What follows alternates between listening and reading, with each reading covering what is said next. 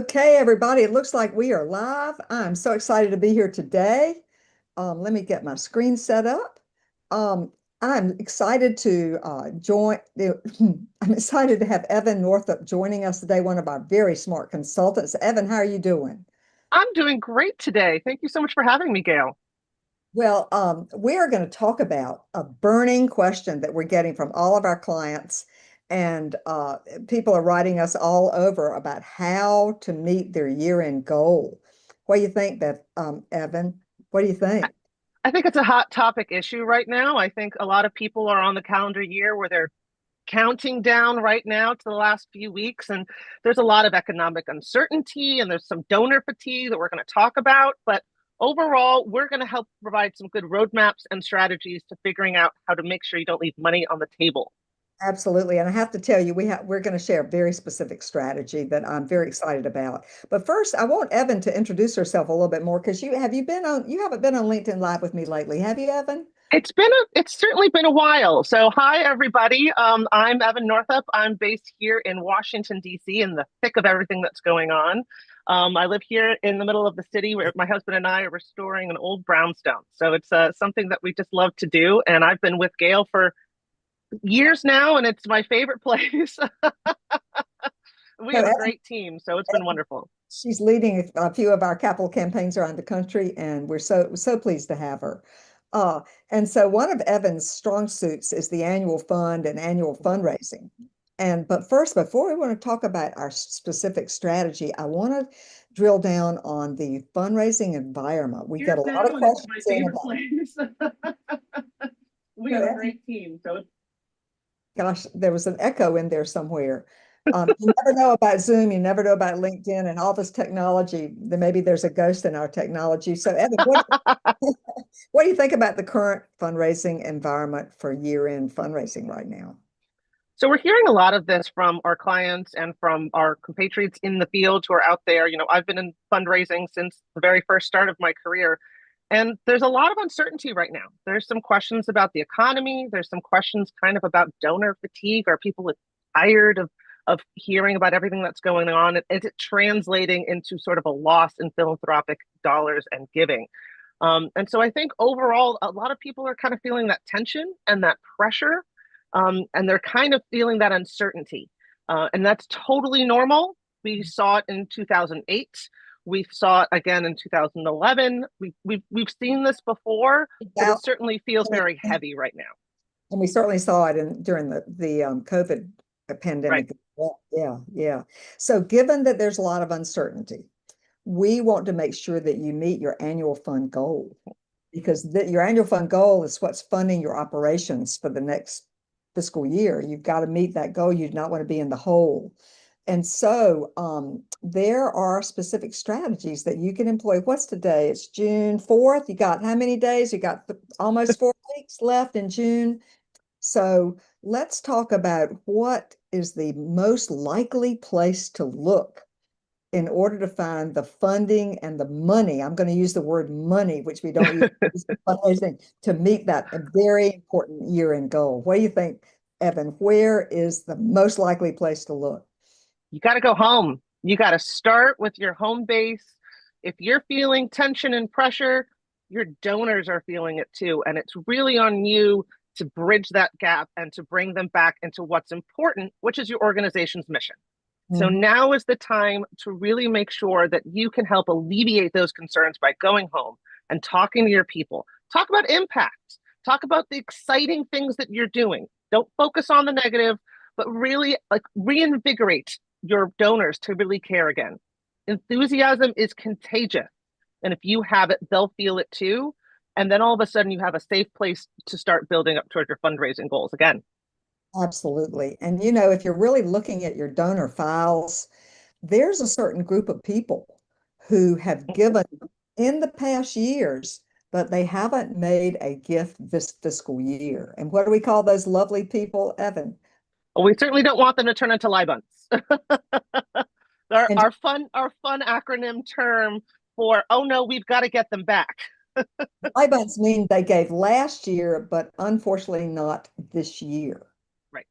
And so you can run a report of all of the donors who gave last year and who have not yet renewed their gift. And if they do not renew their gift, they're going to be lapsed, officially lapsed, and it's going to be harder to keep them in the fold. So my suggestion is to run that report of all of the donors who've not yet given this year, but who have been giving in the past, and add up the number of how much money is at stake, how much money is just about ready to walk out of your organization. And when you see the total of how much is at stake for and that could be renewed, you may fall out of your chair because Hmm. it's significant. It's really scary if you start to really look at what you could lose. So absolutely, these are your home base. These are people who already care. These are people who have invested in you already, and they're about to leave. And so for a lot of different reasons, they we can sort of ascertain and flush that out. But you got to start with those people because they're the ones who are there. And we all know it's much harder to get a donor than it is to keep a donor. So this is the time of year to focus on keeping your people in. And so I want to repeat that. It's much harder to get a new donor and keep a new donor than it is to renew a current supporter. Just like Evan was saying, these are your people. They're your stakeholders. They are with you in the fight to carry out your mission. They love you. They've invested with their money. It's a whole lot easier to get them to renew their gift than it is starts from scratch with Mhm. somebody brand new who has to build trust, has to build credibility, has to start small and then go up to, I mean, it's a lot of work.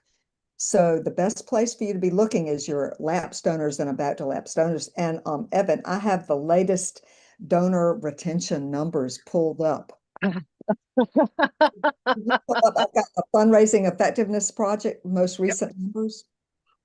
Y'all, overall donor retention dropped to 42.6%. Its lowest level in a decade. Ah. What do you think? I think that's a scary, scary number. And I think it's reflective of what sort of everyone's feeling. Again, if everyone's feeling that pressure, they're going to drop off. And we want to get them back. We want to keep them in because that's money that people have invested in and it's just going to go away. And those donor retention numbers, unfortunately, we see a lot of that up and down over time, but a significant drop under 50% is something that 50% of your money is probably walking away. We want to make sure the lights stay on. We want Yeah. to make sure staff is paid. We want to make sure that you can take off a couple of your hats and actually get a good night's sleep. So let's look at those donors. Here's a tip when you write these lovely people who are your strongest supporters. Um, don't make it so much about the money Mhm. as make it about their identity as a donor. There's some interesting research out there, Evan. I don't know if you've run into it about donor identity. Mhm. Like I identify myself as a supporter of the botanical garden. I am a supporter. I am a fan.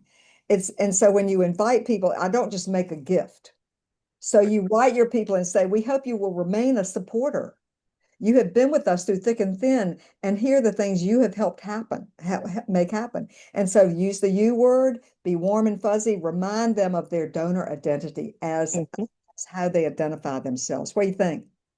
I think it's really always about personalized outreach. You've got to make sure that the donor journey, the experience that a donor has with your organization is authentic. This isn't about opening their wallets. It's about ensuring that they feel connected to your organization.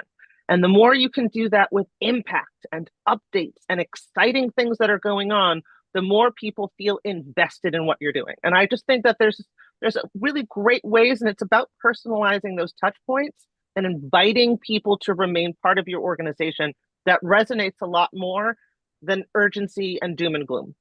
I know, and I'm getting a lot of appeals from a lot of places, and Mm-hmm. you may feel like you're panicking with the lost sudden cancellation of federal grant money, and who knows what else is going out there. However, you've got to present some sort of optimism and Right. positivity and some sort of plan to your donors. They don't want to give to a sinking ship. They want to give to something going forward. And don't make it so much about the money, because when you make it about the money, you encourage donor fatigue, you Mm-hmm. encourage transactional relationships when you really want the person's heart to beat strongly for the birds and the bees and the environment and the ballet or the kids or whoever you're working to support? I'm in the middle of several feasibility studies for clients right now. I've been talking to donors all over the country over the last few weeks, and they're all are saying the same thing. We want to make sure the organizations we care about are still here. They Yes, care. They want yes. to know, but talk to them about, as Gail said, talk to them about your plan. What are you going to do? How are you going to figure your way out? Navigating through a hard time establishes credibility. It gives you sustainability. It's a very important thing for any donor, anyone who's savvy, that they want to invest in something that they know will last. So Mhm, give them that roadmap, let them into the inner working, show them how the sausage is made, and it will really kind of help navigate that tension that they might be possibly feeling, and it will bring them back in. mhm. And so make it, I love that your idea about being enthusiastic and about being positive and forward thinking. And even if you've had to lay off a third of your employees, you have to be brave and say, we're going to we're going to get through this. And with the help of our strongest supporters like you, we know we can do it. So, And make it actionable too. Also make it real. You know, what can someone do right now in the annual fund to make sure that you are navigating the storm correctly? Make it approachable. Make it say, if you do this, this is our plan moving forward, so that they really understand things. And as Gail said, it will make them invigorated again. I know I worry so much about the wording that we use when we write appeals. Yeah. And I'm getting inundated with political appeals still from people all over the country, and it's very transactional. So your chance to stand out is to be transparent, to be informal, to be positive, to remind your donors that they're part of a group of people that you love a lot. They talk a lot about donor love, and we've talked a lot about the mushy feelings that donors have in their hearts for their favorite causes. Don't you think, Evan? Absolutely. I mean, that's why we're here, right? We're connectors. We are connecting people and donors with the things they care about and the communities they want to see represented, right? And so we have to be a conduit that really kind of livens things up. This is the time to pick up the phone, Mhm. meet with people, talk to them, hear about what's going on. Every single opportunity is a chance for relationship building and cultivation, and you will learn more, and that's what we do. Every conversation, you learn a little bit more. And then you can start really tailoring any messaging that you have that is representative of that donor voice that you're hearing. Mhm. And so, Evan, when we were chatting earlier, you were suggesting ways to segment your list of about to lapse donors. Okay, these Mm-hmm. people are about to lapse. They're your top and highest priority for the month of June is to reach out to them. But if you have lots and lots of them, you have to segment and put them in groups so that you can deal with them. So Evan, let's hear your strategies. I segment always high, medium, and low. This is a little brass tack, but it is. Your high annual donor, your leadership donors, however you categorize or phrase them, usually those are living in someone's portfolio. Pick up the phone and schedule a meeting immediately. If there are any of those left over, start with your high. Those are your most invested people. Those are the ones who have given the most. They are deeply connected. Get a meeting. Meet them wherever they are and understand why they haven't given yet. Because they'll tell you exactly what's going on. They'll let you into what's going on. And it gives you an opportunity to guide them towards a better solution for you in the organization, right? So your high level, get a meeting. That's where you start.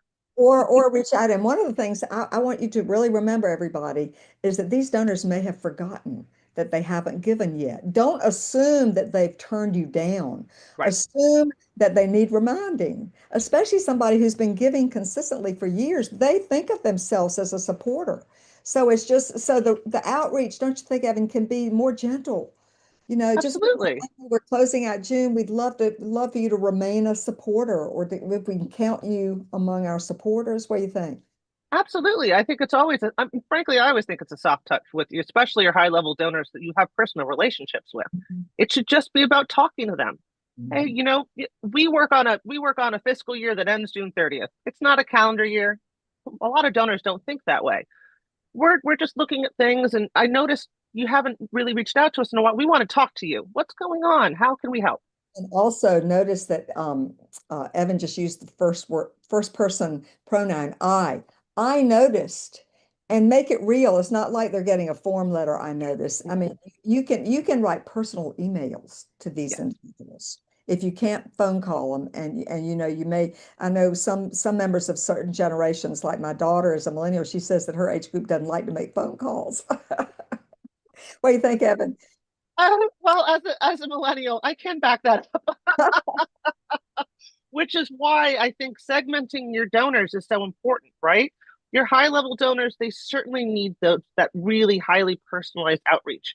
For your low level donors, you can do a lot of really good email communications that bring them in.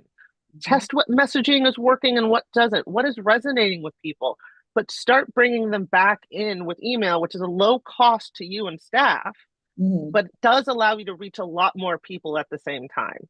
So Mhm. make sure that you're doing different kinds of communication, and then therefore you're hitting a lot of these potential live bunts, which we don't want to happen all at the same time. And also, your board members can help in this project. They can send personal notes to people saying, hope you'll remain a supporter. You could give each board member a form and 10 names and ask them to send personal emails. So what do you think about that? I think board members can be extremely powerful. I think that's great. Board members will self identify in the methods of communication they like. If you've got a phone call person, you write a little quick script, use Chat GPT, write a quick script for them, and they'll pick up the phone and make 10 phone calls in an afternoon and be perfectly happy. Notes, emails, whatever best communication the board member wants to do means they'll be more effective at it. But it also allows you to sort of divide and conquer so it doesn't feel like the entire weight is falling on your shoulders. But remember, don't assign any of this to any board members unless they volunteer that they would like to do it. Because you can't, board members are all different. And not everybody's going to execute for you. So make sure that they're willing to do it. And they're not just saying yes to be nice, that there's a goal and there's an objective and it has to be completed by a certain time. So, if you're dealing with volunteers, they have to be supported and given the context and the why as much as the what to do. Don't you think that, Evan? Absolutely. And sometimes you have to keep in mind that sometimes board members don't want to call their own friends. Not So going to work bother. with them to create a list of people if we're going to be involved in this annual fund effort. Make sure it's people that they're comfortable talking to and that they are supported by staff. Even if your board members are helping you with the workload, doesn't mean that you can't support them throughout by helping them with lists and information and call scripts and follow up. Then that makes sure that their organization, their line to the organization still comes through you. But just work with your board members carefully. Absolutely. Absolutely. So we're just about out of time, Evan. What do you think? Should we wrap up? What would be the I key message you want to share? Enthusiasm is contagious. You have time, you have supporters.